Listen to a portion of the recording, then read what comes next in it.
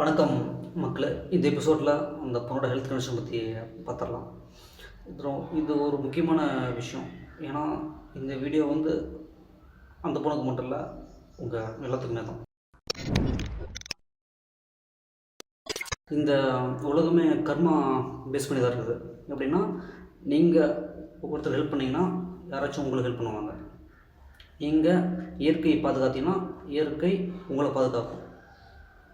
அதே மாதிரி தான் உடம்பை நீங்கள் பார்த்துட்டிங்கன்னா உடம்பு உங்களை பாதுகாக்கும். எந்த ஒரு நோயும் அண்ட விடாது. ஹெல்த் இஸ் வெல்த் அப்படின்னு சொல்லுவாங்க. ஏன்னா சொத்து சுகம் எதுவுமே இல்லைனாலும் ஆரோக்கியம் இருந்தால் போதும், அதே உங்களை நிம்மதியாக வாழ வைக்கும் அப்படின்னு சொல்லுவாங்க. இப்போது உங்கள்கிட்ட குறிப்பிட்ட சொத்து இருக்குது, ஆனால் நீங்கள் வாரம் வாரம் ஆஸ்பத்திரிக்கு வரீங்க ஏதோ ஒரு நோயால். அப்போ என்ன ஆகுனா உங்களுக்கு நிம்மதியாக இருக்காது. அதே பாக்கெட்டில் 10 பைசா இல்லை, ஆனால் ஜாலியாக ஊர் சுற்றலாம், உங்கள்கிட்ட ஆரோக்கியம் இருக்குது. இது எப்படி இருக்குது? ஸோ இதுதான் விஷயம். அந்த பொண்ணோட பர்த் பார்த்திங்கன்னா 10 மாதத்தில் அவங்க பிறக்கல. அவங்க ஒரு குறப்பிரசவம் தான். அதாவது 7வது மாதம் 8வது மாதத்துலேயே அவங்க பிறந்துட்டாங்க. நோய் எதிர்ப்பு சக்தி கம்மியாக இருக்கும். மழை வந்தாலே அந்த பொண்ணுக்கு சளி பிடிக்கும், காய்ச்சல் அடிக்கும். அந்த மாதிரி ஒரு ஹெல்த் கண்டிஷனு. ஆனால் இதை அவங்க அம்மா எப்படி ஹேண்டில் பண்ணுறாங்க அப்படின்னா, நீ எந்த வேலையுமே செய்யாத, எல்லாமே நானே பார்த்துக்கிறேன். அதாவது வீட்டு வேலையிலேருந்து பாத்திரம் கழுவுற வரைக்கும் எல்லாமே அவங்க அம்மா செய்வாங்க. அந்த பொண்ணு சும்மா தான் உட்காந்துருக்கும், டிவி பார்க்கும். இதுதான் என்னோடய வாழ்க்கை. அந்த பொண்ணோட ஹேபிட்ஸ் எனக்கு ரொம்ப ரொம்ப கோவப்படுத்தும். அன்டைமில் தூங்குறது, அன்டைமில் எந்திக்கிறது, அப்புறம் தூங்கி வச்சுட்டு டீ குடிப்பாங்க. அப்புறமேட்டு குளிக்க மாட்டாங்க. ஒரு 2-3 நாள் கழிச்சு தான் குளிப்பாங்க. Same dress. அப்புறமேட்டு டிவி பார்ப்பாங்க. அப்புறம் அகைன் சாப்பிட்டு தூங்கிடுவாங்க. இது எப்படி என்னால் ஏற்றுக்க முடியும்? ஸோ இதெல்லாம் தப்பு அப்படின்னு சொன்னால் அவங்க அம்மா என்ன தான் திட்டுறாங்க. சோம்பேறித்தனத்துக்கு இன்னொரு அர்த்தம் இருக்குது, நோயாளி. ஏன்னா இயற்கையின் அடைப்பே நம்மளோட உடம்பு வளைஞ்சி வேலை செஞ்சால் தான் உள்ளே இருக்கிற ஆர்கன் எல்லாமே ஆக்டிவாக இருக்கும். நம்ம உடம்பு தானியங்கி உறுப்புகள் எல்லாமே ஆட்டோமேட்டிக்காக எல்லாமே வேலை செய்யும். ஸோ உள்ளுறுப்புகள் எல்லாமே கரெக்டாக வேலை செய்யணும்னா நீங்கள் அந்தளவுக்கு நீங்கள் வேலை செய்யணும், உடம்பை வளைக்கணும். எக்ஸாம்பிள், நீங்கள் 5 அறிவு உயிர் இருக்கும். ஸோ அதை நீங்கள் பார்த்தீங்கன்னா சன்ரைஸ் ஆனோன்னா எல்லாமே உணவு தேடி போய் தேடி கண்டுபிடிச்சா அது சாப்பாடு, இல்லை அப்படின்னா அது பட்னி. ஸோ அதுக்காகவே அதோட உடம்புக்கு வேலை கொடுக்கும். ஆனால் மனுஷனும் சேம் கேட்டகரி தான். உழைச்சா தான் சோறுங்கிற சுச்சுவேஷன் அப்போ இருந்துச்சு. ஆனால் இப்போ அப்படி இல்லை. காசு இருந்தால் சோறுங்கிற மாதிரி ஆயிடுச்சு. ஸோ காசு இருந்தால் போதும், நீங்கள் உழைக்கவே தேவையில்லை. இப்போ என்ன ஆகுன்னா, நீங்கள் உட்காந்துட்டே இருந்தீங்கன்னா உள்ளே இருக்கிற எந்த உறுப்பும் வேலை செய்யாது. இதை நான் அவங்க அம்மாட்ட சொல்கிறேன். ஸோ அவங்க சும்மா ஏதாச்சும் ஒரு வேலை சொல்லாமே, வேலை செய்யட்டுமே, ஏதோ ஒன்று கற்றுக்கட்டுமே அப்படின்னு சொல்லுவேன். அதுக்கு அவங்க அம்மா என்ன தான் திட்டுவாங்க. இல்லை அவள் ராணி மாதிரி எந்த வேலையும் செய்ய மாட்டா, அவள் சொகுசாகவே வளர்ந்துட்டா, இனிமேலும் அப்படி தான் இருப்பா அப்படின்னாங்க. ராணி மாதிரி வாழணும், ராஜா மாதிரி வாழணும், சொகுசாக வாழணும். இந்த டைலாக்கை யார் கண்டுபிடிச்சான்னு தெரில. ராஜா ராணி அப்படின்னா உங்களுக்கு ஆயக்கலைகள் 64 தெரிஞ்சிருக்கணும். அப்போ தான் எதிரி நீங்கள் வீழ்த்த முடியும். ஒன்றே பண்ணாமல் சும்மா உட்காந்துட்டே இருந்தீங்கன்னா எதிரி உங்களை வீழ்த்தி அடிமைப்படுத்திடுவோம். ஸோ ராஜா மாதிரி வாழுது, ராணி மாதிரி வாழுது சொகுசு இல்லை. எல்லா விஷயம் நீங்கள் கற்றுக்கணும். அப்போ தான் உங்களாலே காப்பாற்றிக்க முடியாது. இப்போது நீங்கள் சின்ன வயசுலேருந்து சின்ன சின்ன கஷ்டங்கள் படுறீங்க.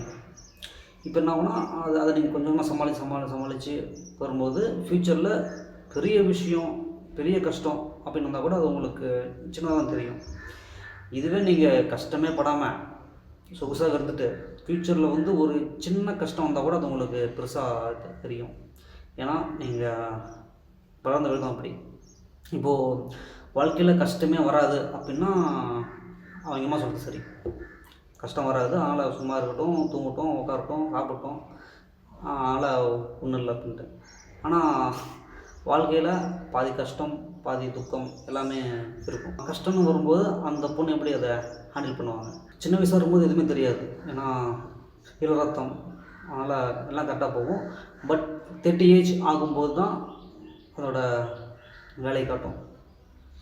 ஏன்னா அந்த பொண்ணு கதை சாப்பிட மாட்டாங்க. எங்கள் அம்மா தான் திட்டி சாப்பிடுன்னு அவங்களுக்கு கூப்பிட்டு வந்து சாப்பிட வைப்பாங்க. அநேகமாக எங்கள் வீட்டுக்கு வந்து தான் அவங்க கத்திர சாப்பாடு சாப்பிட்டாங்க நினைக்கிறேன். ஆனால் நான் பார்த்ததில்ல, அவங்க வந்து லஞ்சு நைட்டு அதான் சாப்பிடுவாங்க. அதுவும் அந்த பொண்ணோட அப்பா வந்து ஹோட்டலில் வேலைக்கு போகிறாரு. அவர் வந்து அந்த பரோட்டா குருமா ஸோ அதெல்லாம் கொண்டு வருவார். மேக்ஸிமம் பார்த்திங்கன்னா அவங்க வீட்டில் ஹோட்டலில் சாப்பிட்றோம். ஸோ இதுவும் ஒரு அன்ஹெல்தி தான். சும்மா இருக்கிறது நல்லது தானே, அது ஜாலியாக தானே இருக்குது அப்படின்னு தோணும். நம்மளோட உடம்பு ஒரு அற்புதமான விஷயம். நாம் என்ன சொல்கிறோமோ அதை நம்ம உடம்பு கேட்கும். இப்போ வந்து நான் அப்படின்னா நான் கிடையாது, நான் வேறு, என்னோடய உடம்பு வேறு. சீக்கிரமாக எந்திரிச்சு யோகா பண்ணணும் அப்படின்னு நான் நினச்சாதான் என்னோடய பாடி வந்து யோகா பண்ணணும். ஸோ இதுதான், நீங்கள் வேறு, உங்கள் உடம்பு வேறு. நீங்கள் என்ன சொல்கிறீங்களோ அதுதான் உங்கள் உடம்பு கேட்கும். தினமும் அதிகாலை ஒரு 5 மணிக்கு எந்திரிச்சு நீங்கள் வேலைக்கு போகிறீங்க அப்படின்னா தினமும் உங்கள் உடம்பு எழுப்பிட்டுரும். 5 மணிக்கு எந்திரிச்சு வேலைக்கு போகணுன்னு எழுப்பிடும். சும்மாவே இருக்கணும் அப்படின்ட்டு இருந்தீங்கன்னா உங்கள் உடம்பு அதுக்கு தகுந்த மாதிரி மாறிடும். சரி நீ சும்மாவே இருங்கிற மாதிரி உடம்பு மாறிடும். ஸோ சும்மாவே இருந்தால் என்ன ஆகும்னு சொல்லிட்டேன்.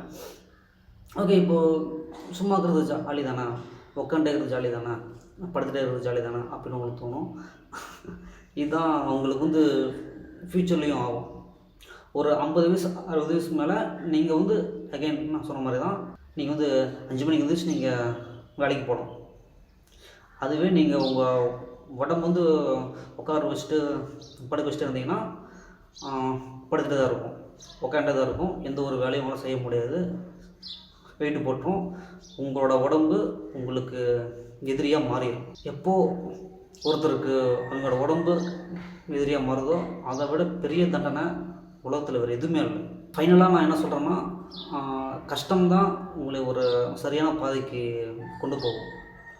அதே சொகுசு எப்பயுமே தப்பான பாதைக்கு தான் கொண்டு போகும். அதாவது நீங்கள் கொஞ்சம் யோசிச்சு பார்த்தீங்கன்னா தெரியும், இந்த உலகமே உங்களை சோம்பேறியாக தான் பார்க்கும். எப்படின்னா நீங்கள் ஆடில் பார்ப்பீங்க, வீட்டில் வந்து ஸ்மெல் வருதா, அதனால் இந்த சென்ட் யூஸ் பண்ணுங்கள் ஸ்மெல் வராது அப்படின்னு சொல்லுவாங்க. ஆனால் வீட்டில் ஏதோ ஒரு ஸ்மெல் வருதுன்னா அங்கே அழுக்குன்னு அர்த்தம். அங்கே போய் சுத்தம் பண்ணுங்க அப்படின்னு யாருமே சொல்ல மாட்டாங்க. Home delivery, food delivery, doorstep delivery, so எல்லாமே உங்களுடைய சொகுசாக வைக்க தான் பார்க்கும். பொண்ணுக்கு என்னென்ன ஹெல்த் இஷ்யூ வரும்னு எனக்கு தெரியும். ஏன்னா பல வருஷமாக அந்த பொண்ணு கூட இருந்திருக்கேன். ஸோ காலை சாப்பிட மாட்டாங்க. ஸோ அதனால் அந்த வயிறு சம்மந்தப்பட்ட பிரச்சனை வரும். சோம்பேறி இருப்பாங்க, எந்த வேலையும் செய்ய மாட்டாங்க. உடலை சார்ந்து பல பிரச்சனைகள் வரும். எப்படின்னா நீர்க்கட்டி ப்ராப்ளம். அதுதான் நான் இப்பயே எல்லாமே அதுக்கேற்ற மாதிரி ஃபுட்டு, எக்ஸசைஸ், யோகா அது ஒன்று பண்ண வச்சுருவேன். ஏன்னா ஆரோக்கியமாக இருந்தால் தான் ஃப்யூச்சரில் நிம்மதியாக சந்தோஷமாக இருக்க முடியும். இல்லைனா 30 ஏஜ் மேலே நிம்மதியாக இருக்க முடியாது. நான் வந்து அவங்க அம்மாவை விநாயகர் மிஷன் ஆஸ்பத்திரிக்கு கூப்பிட்டு போனேன். பொண்ணுக்கு 2 சுத்தப்பல் இருக்கும், மேலே கீழே அங்கங்கே 2 சுத்தப்பல் இருக்கும். ஸோ என்னென்னா இப்போ அந்த பல்லுலாம் அரிக்க ஆரம்பிக்கும். இப்போ வந்து ஒரு பல் வீக் ஆனால் கூட மற்ற எல்லா பல்லும் வீக் ஆகிடும். கீழ் வரிசையிலையும் பல் வீக்காகும், மேல் வரிசையிலையும் பல் வீக்காகும். ஸோ ஃபஸ்ட்டு வந்து அந்த பொண்ணுக்கு வந்து பல்லை எடுத்துகிட்டு அங்கே புது பல் வைக்கிறது தான் என்னோடய பிளான். ஏன்னா பல்வலி வந்தால் உயிரை போகிற மாதிரி வலிக்கும். ஸோ அதுக்காக தான் ட்ரீட்மெண்ட் ஆரம்பிக்கலாங்கிற மாதிரி தான் அவங்க அம்மாட்ட சொன்னேன். ஸோ என்கரேஜ்மெண்ட் பண்ணுறதுக்கு ஃபஸ்ட் 2 விஷயங்கள் இருக்குது. ஒன்று வந்து என்னோடய ஃபேமிலிக்கு, எனக்கு ஒரு ஹோப் கிடைக்கும். ஓகே, பொண்ணு வந்து என்கரேஜ்மெண்ட் பண்ணிச்சு, நம்ம கூட இனிமேல் இந்த பொண்ணு நமக்கு தான் அப்படின்னு ஒரு ஹோப் கிடைக்கும். இன்னொன்று வந்து அந்த பொண்ணை வந்து நான் உரிமையாக திட்ட முடியும், இதை பண்ணாதா அப்படின்னு சொல்ல முடியும். அப்புறமேட்டு முக்கியமாக அந்த ஹாஸ்பிட்டலுக்கு கூப்பிட்டு போய் முதல்ல பல்ல கட்டணும். இதெல்லாம் சொல்லி சீக்கிரமாக என்கேஜ்மெண்ட்க்கு ஏற்பாடு பண்ணுங்க அப்படின்னு சொல்லி அவங்க அம்மாவுக்கு புரிய வச்சேன். அவங்க என்ன சொன்னாங்கன்னா, ஓகே மார்ச் மாதம் பண்ணிக்கலாம், அதாவது மார்ச் மாதம் என்னோட பர்த்டே வரும், அப்போது அந்த டேட்டில் வந்து என்கேஜ்மெண்ட் பண்ணிக்கலாம் அப்படின்ட்டாங்க. எனக்கா சந்தோஷம். இப்போ வந்து நான் ஒரு நாளாக ஃபோன் பண்ணிட்டுருக்கேன், இந்த டேட்டில் நமக்கு என்கேஜ்மெண்ட் ஆக போகுது அப்படின்ட்டு. ஆனால் நடந்ததே வேறு. அதை நான் அடுத்த வீடியோவில் சொல்கிறேன்.